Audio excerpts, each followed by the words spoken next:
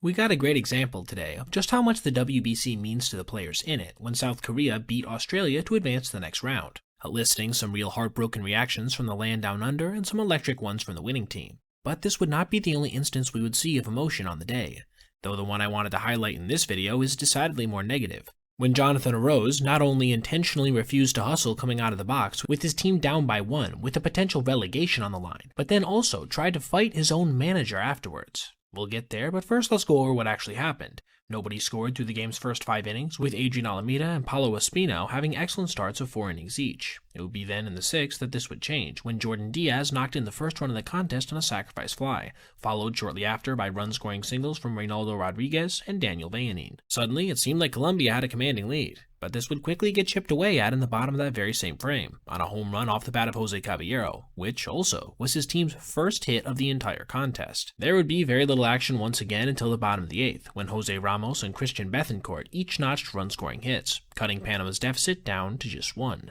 Unfortunately for them, though, this is where it would stay going into the 9th, when Luis Castillo grounded out to Donovan Solano to end the frame. This is where we would see our highlighted play, when Arose, who was pinch hitting, grounded out weakly to second base, and then proceeded to just kinda half-jog down the line, despite it arguably being the biggest spot of the entire tournament so far. It was clear he was frustrated over something, and it became a little more obvious what it was when he made his way back to the dugout and started screaming at his own manager, Jose Mayorga. He then followed this up with an outburst of physicality, having to be held back by multiple people from what seemed to be a potential physical attack as well. The announcers theorized that it was because of a lack of playing time, which honestly seems very reasonable. You see, he had only managed to appear in 1 game as a starter in the tournament, with just 5 total at-bats, all of which were hitless by the way. I will say I do understand his frustration. In this elimination game alone, Enrique Bradfield and Castillo had both started over him, despite neither one of them having registered even a single big league at-bat. Still, there's really no excuse for physical aggression towards anybody on your own team, let alone your manager.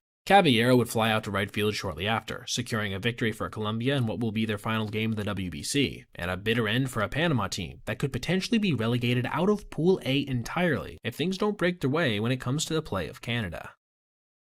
Alright everybody, if you made it this far, I appreciate you watching, and if you did, consider checking out any of these other videos on your screen right now for other content just like this.